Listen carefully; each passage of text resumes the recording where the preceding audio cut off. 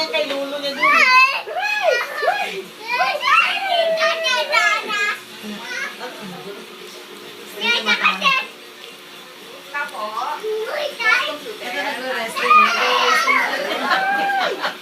Nagre-resting niya si Abby. Nagre-resting niya si Abby.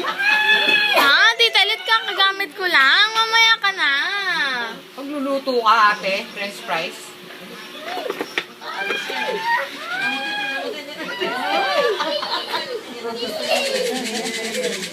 Bawas baby girl, pag-resting.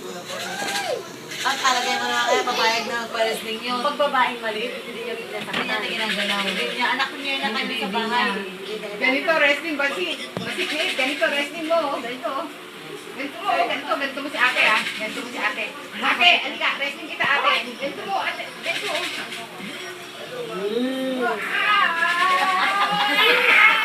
Ganito mo si ate, ganito mo si ate. Sige.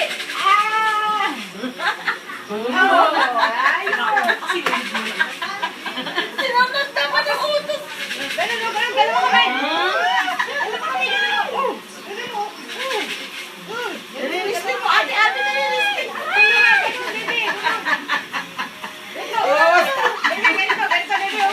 Awa si Ate Abby.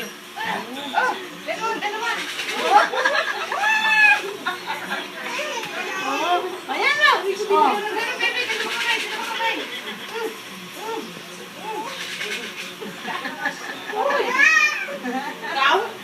Yan. Pero parang ikaw ang napapagod kuya Basiya.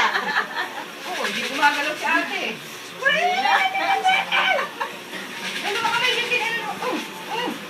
Sige, ganun na. Nakahawak sa uso.